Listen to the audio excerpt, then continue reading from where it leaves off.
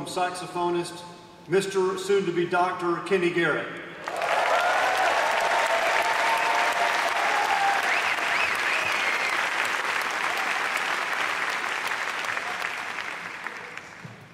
Thank you very much. To the President, Roger Brown, faculty and staff, parents, family, and friends, and especially the graduating class of 2011. When I found out that Berklee College of Music wanted me to be the commencement speaker, I was really surprised.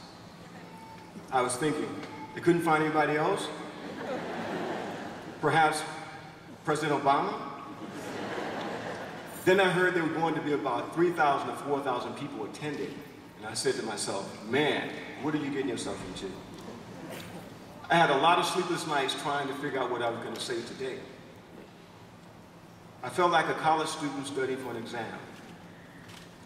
But seriously, I'm honored to have this opportunity. I'm very happy to be here with you on this very special day. It's a very special day for me too. It was about 30 years ago that I applied to Berklee College of Music. My high school music teacher, Mr. Wiggins, thought it would be a good idea to come to Boston. He said Boston was a great city with many universities, and that I could learn a lot and meet a lot of educated people. But that didn't work out for me. The Creator had another plan. In the summer of 1978, I joined the Duke Ellington Orchestra, directed by Mercer Ellington. I remember I had dreams. I wanted to see the world. I wanted to travel to foreign countries. That seed had been planted by Mr. Wiggins. I was a member of the Duke Ellington Orchestra for 3.5 years, and then at the age of 21, I moved to the Big Apple, New York City, where there were a lot of great musicians. The first person I met was the great saxophonist, George Coleman. I went to see George Coleman playing at the Tin Palace in New York City. He was playing the jazz song Green Dolphin Street in all 12 keys. For those of you who are not musically inclined, that's all of the notes in the chromatic scale.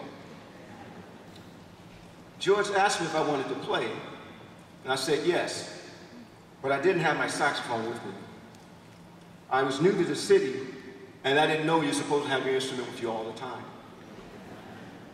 You never know when there'll be an opportunity to play. I was living in Brooklyn at the time, about 10 minutes away by subway. I ran to the subway station, took the train back to Brooklyn, ran to my apartment and got my saxophone, and went back to the Tin Palace. When I got back to the club, George had finished playing Green Dolphin Street. I want you to know, I was so happy he had finished playing Green Dolphin Street, because I only knew it in 2 keys, C and E flat. At that very moment, I realized I was going to have to get serious about music. The musicians in New York had raised the bar. The next day, I practiced all day. I wanted to be a great musician too, so New York was a great environment for me to be in. Fast forwarding, because I know all the graduates are eager to get their diploma, and so am I. I went on to play with Miles Davis, Dizzy Gillespie, Freddie Hubbard, Woody Shaw, Art Blakey, Elvin Jones, Roy Haynes, Sting, Herbie Hancock, McCoy Tyner, Mulgrew Miller, Bobby Hutchinson, Q-Tip, New Jersey Symphony Orchestra, Winton and Branford Marsalis, and Chick Corea, just to name a few.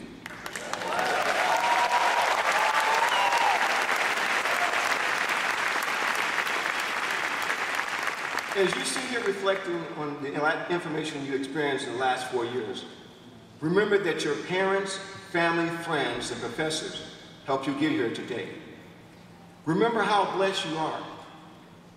I'm here to testify that dreams are possible, but there's work that has to be done in order to accomplish those dreams. As you stand on the shoulders of our forefathers, try to raise the bar as high as you can. Sometimes that requires making sacrifices. Sometimes that means standing alone. And sometimes that means second-guessing yourself. And also at times, you will reevaluate everything you've learned. You're up for the challenge. You're young and you feel indestructible. This is the perfect time. Follow your gut, follow your heart, and follow your intuition. This is your story, and nobody can write it but you. My challenges were people telling me what I couldn't do, the way I should record my music, and what music I should play. I was focused and I knew what I wanted. I heard them, but I had to follow my heart. Because at the end of the day, I had to be comfortable with all the decisions I had made. I'd like to tell you this Miles Davis story. I played with Miles Davis for 5.5 years. He was a very interesting person. Miles, he lived for music. If you were around Miles, there was always music. He was always studying music and life. One time when Miles was in the hospital, I went to visit him. He had a small synthesizer in his room. That's all he needed to work on his music. He was like a child, always trying to find something new. I remember a time when we were rehearsing in New York City, and Miles said to me, "Kenny, play like a beginner." "Kenny, play like a beginner." I said, "What does that mean?" And years later, it hit me. It meant play with the same curiosity you played with or had as a beginner. The freshness, that spontaneity you had as a beginner. That's my mantra, to be like a child, not knowing anything, always open to learning. Visualization is a great tool. Be able to visualize yourself in any situation. If you can really see yourself in a situation or place, it's possible to accomplish your goals. For the majority of my musical experiences, I visualized myself there first. I was also able to visualize my recordings before they happened. The mind is very powerful. The mind is powerful. Don't sleep on it. See yourself there first. See yourself there. The most important advice that I can leave you with today is to find your passion. How do I find my passion? Your passion is what you do no matter what. No matter how much money you make, no matter how many people say you can't do it, you do it anyway because it's your passion. It's part of your DNA. It's like an addiction. It's the reason that you can't wait to get up in the morning just to have another day to perfect your music or your craft. Passion. Now is the time to begin your new journey. Now is the time to make your mark on society.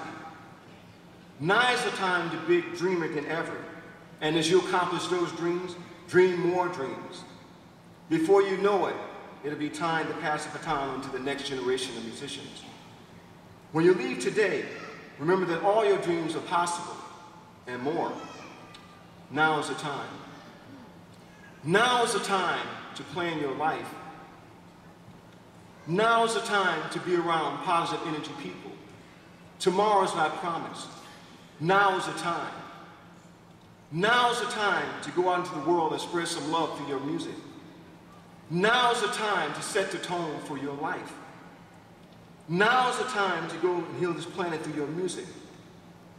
Now is the time to start the new chapter in your book. Stay in the now.